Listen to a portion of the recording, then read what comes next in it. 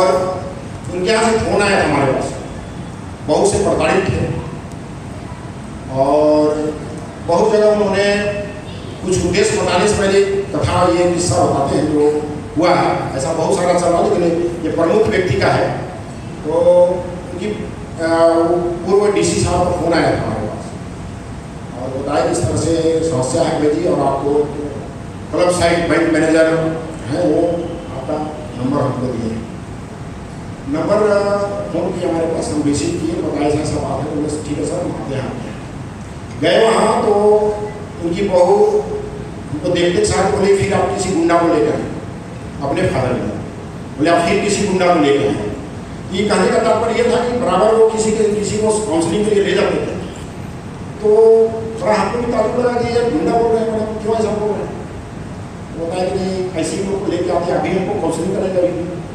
हमने yes counselling करने ही लिए हम हैं। तो काउंसलिंग करने के लिए आए हैं, तो घुसा के ही बोली ऐसे बहुत आपके जैसे लोग आए हैं, पढ़े लिखे लोग, हमको कोई काउंसलिंग नहीं कर सकता। हम जो कर रहे हैं घर का मालिक हम। उनके बेटे अपनी वाइफ को स्पेशली छोड़ के गई थी कि हमारे फादर की सेवा करेंगे, बाहर ड्यूटी करनी थी। लेकिन वो फादर इन लॉ उनका ये हिम्मत नहीं था कि अपने बेटे के पास ये बोल सके कि हम तुम्हारी वाइफ हमारे साथ पैसा बर्ताव करती है। इतना ब्लैकमेल करके रखा है और बहुत मुश्किल से वो टाइम दी बैठने के लिए हमको।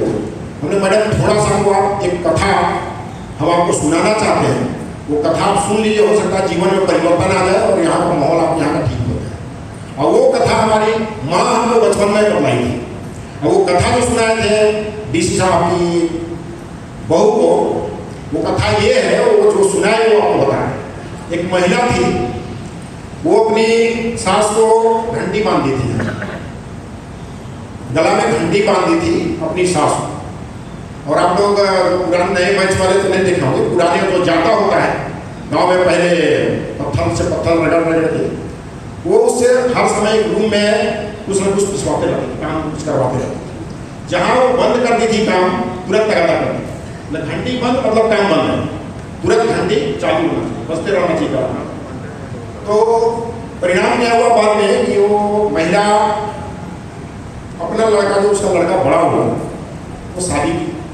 तो बहू एक्चुअल पढ़ी लिखी है, एक्चुअल एकदम जब विद्वता होता है वो विद्वता था। वो देखी दादी साहब का घंटी बंधा हुआ, तो मांद्रा साहब समझ गई, पढ़ी लिखी थी, मांद्रा साहब समझ गई। लेकिन चूंकि गेस्ट लोग थे, आए हुए थे शादी विवाह का कार्यक्रम में घर में, तो हुआ क्या कि वो सब गेस्ट लोग चले गए, तो दादी साहब बैठी दादी सास के पास, तो सारा वृत्तांत बता दी कि तेरी सास हमारे साथ ऐसा ऐसा व्यवहार करती है। तो वो क्या कि घंटी मंगाई अपने हस्बैंड से, नया नया हस्बैंड था, उसको पता नहीं कि हमारी वाइफ क्या बोल रही है, क्या कर रही है, क्यों घंटी मंगा रही है। एक घंटी मंगाई, एक धागा भी मंगाई और घंटी बना के सेम उसी टाइप का घंटी जो दादी साहब इसकी, ये वो महिला गई थी मंदिर, जैसे मंदिर से पूजा करके आई, ये नई बहू जो है घंटी पहनी, तुरंत पूछा के बोली इडियट मास्टर, यही शब्द का प्रयोग, तो तुम इस तरह, तुमको हिम्मत होगा 4 दिन तुम्हारा आया हुआ है मेरे यहाँ बहू बन गई। घंटी का मामला तो उसको समझ में आ रहा है कि घंटी क्यों पहना जा रहा है। वो घंटी बांध डांटने लगी तो बड़ा सभ्य तरीका से हाथ जोड़ के बोली, सासू माँ माफ़ करिएगा, हमको ये लगा कि आप यहाँ सासू माँ को घंटी बांधने का रिवाज है, इसलिए हम आपको घंटी बांध। वो तुरंत अपनी बहू का पैर पकड़ ली, उसको सारा चीज समझ में आ गया कि मेरे साथ क्या हो रहा है। वो तुरंत अपनी बहू का पैर पकड़ ली और बहू बोली कि हमारा पैर मत पकड़िए, अपनी सास का पैर पकड़, और तुरंत सासू माँ से माफ़ी मांगी, घंटी अपने उतारी और बड़ा सम्मान के साथ रखने लगी। ये कथा हमको माँ सुनाई थी। अब एक बाबूजी जो दृश्य हमको दिखाए, जो आज हम ये कार्यक्रम कर रहे हैं और सबों को सम्मानित कर रहे हैं, ये कार्यक्रम हर साल चलेगा। और अभी अमिताभ बच्चन जी का जो आप लोगों ने सुना है अपना शुभ संदेश, अगले साल अमिताभ बच्चन जी भी आएंगे, ये सूचना यही कार्यक्रम अवार्ड लेने के लिए। ये यहाँ तय नहीं हुआ है कि ये झारखंड में होगा या महाराष्ट्र में, बॉम्बे में होगा या दिल्ली में, लेकिन उनको लेना है 25 सेलिब्रिटी हमारे अमिताभ बच्चन जैसे, जिसमें नरेंद्र मोदी भी, उनका भी मेल हमारे पास आया। बहुत चीज़ को हम अभी ओपन नहीं कर रहे हैं, ये कार्यक्रम, ये अवार्ड जो है अभी भारत रत्न या पद्म श्री पद्म भूषण कहीं का, इसको हम राष्ट्रीय स्तर का अवार्ड ले जाएंगे। अभी थोड़ा सा आप लोग लग रहा होगा ये थोड़ा सा अवार्ड, कुछ लोग इसका विरोध भी किए, कुछ बुद्धिजीवी रांची में। तो खैर जो भी है, हमारा उद्देश्य ये बताना एक और है कहानी।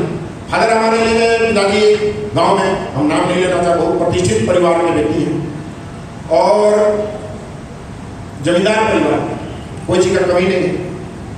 और उनके फादर भी बहुत प्रतिष्ठित, अपने भी प्रतिष्ठित, बहुत प्रसाद ये ब्लॉक स्तर पे एक प्रमुख व्यक्ति। उनके यहाँ गए तो बाबू जी ने थोड़ा दरवाजा खोलो, ये वाला तो दरवाजा हम खोले, सिकड़ी लगा हुआ था। पहले गाँव का जमींदारी वाला घर होता है, उसमें सिकड़ी जो लगा हुआ था, सिकड़ी खोले, उससे बड़ा दुर्गंध आया, बहुत भयंकर दुर्गंध। तो हम बंद कर दिया, बाबू जी खोलिए, बाबू जी ने खोलो। फिर एक बार उसको खोले तो देखे वहाँ वृद्ध एकदम डार्क रूम है, वहाँ वृद्ध है और वृद्ध का पूरा दाढ़ी बढ़ा हुआ है, नाखून 4-5 इंच बड़ा, आँख नहीं दिख रहा है। हम लोग एक डॉगी को भी वैसा खाना नहीं दे सकते जैसा बर्तन रखा हुआ था कॉर्नर में, और वहीं पे पूरा रूम में उन्हीं का लैट्रिन, पूरा रूम में उनका लैट्रिन।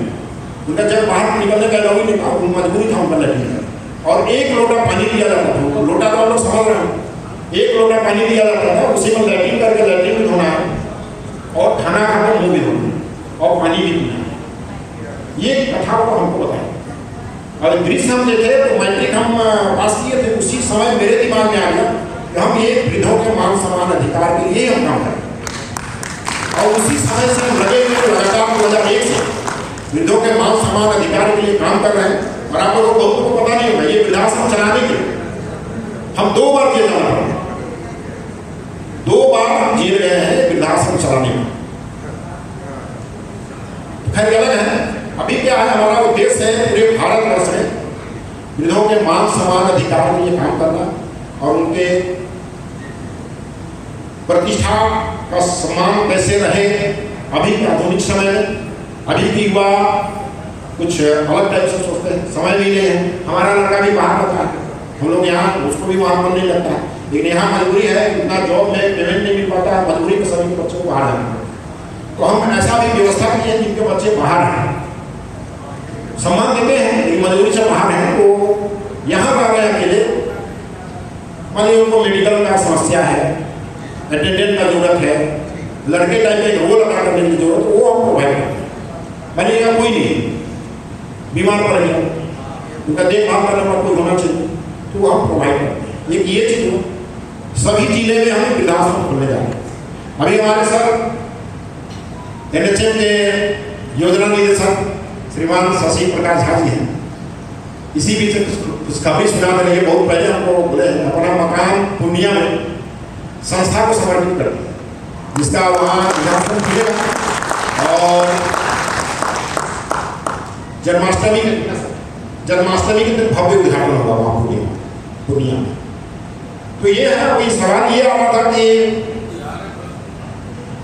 श्रेष्ठ पुत्र रत्न क्यों, यहाँ के कुछ बुद्धिजीवी, हम नाम ले रहे हैं, प्रतिष्ठित बुद्धिजीवी हैं, पूछे कि ये माता पिता का सम्मान तो अपने आप में अवार्ड है, अवार्ड का जरूरत नहीं। एक सैनिक का भी कर्तव्य है, वो बेटा का तो कर्तव्य है माँ बाप का सेवा करना, इसमें अवार्ड का क्या जरूरत है। हमने कहा भाई सैनिक का भी तो ड्यूटी है, अपना ड्यूटी करना, देश का रक्षा करना, उसको भी अवार्ड नहीं मिलना चाहिए।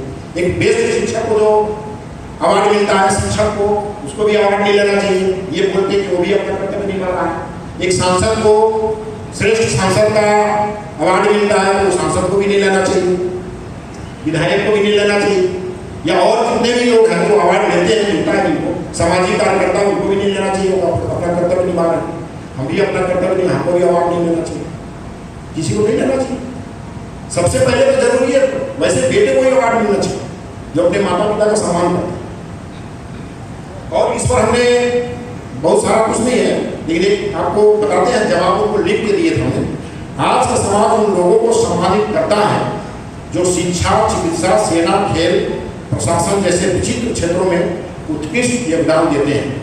यह प्रशंसनीय है, परंतु ये मौन, त्यागमयी और गहरी मानवीय सेवा, बुजुर्गों की सेवा अभी उस सम्मान से वंचित है जिसके वह हकदार है।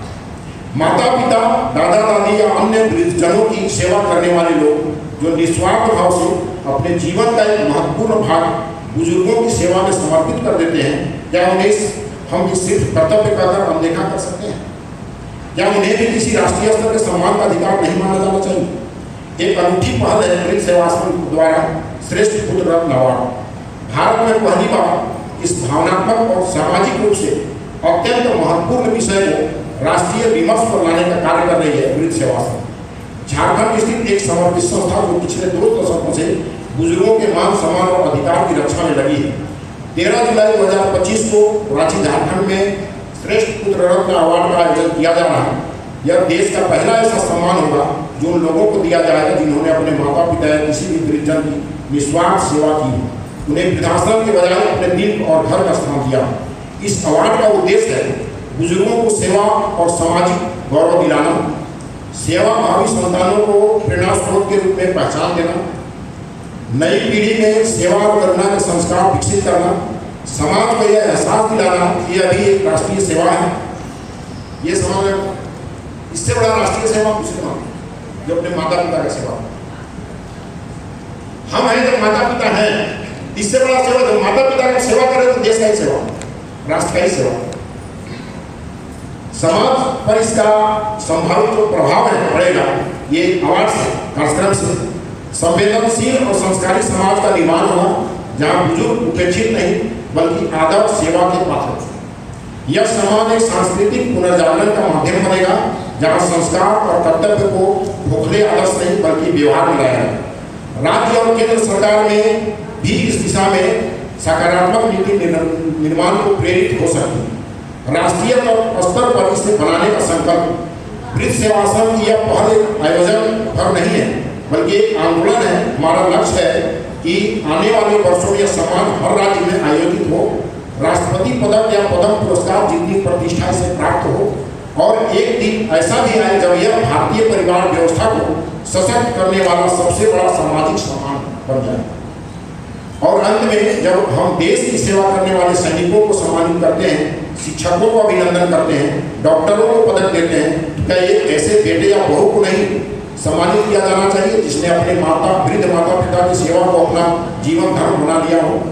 श्रेष्ठ पुत्र रत्न अवार्ड केवल एक ट्रॉफी नहीं बल्कि एक सोच है, एक प्रयास कि हम उन कंधों को नमन करें जो कभी हमें चलना सिखाते हैं और अब हमारी सेवा के पात्र हैं। तो आइए इस ऐतिहासिक पर्व का हिस्सा बने। 13 जुलाई 25 को झारखंड की धरती से उठने वाली यह ज्योति पूरे भारत में सेवा संस्कार सम्मान का दीप जला दे, यही हमारी प्रार्थना है। जय हिंद, जय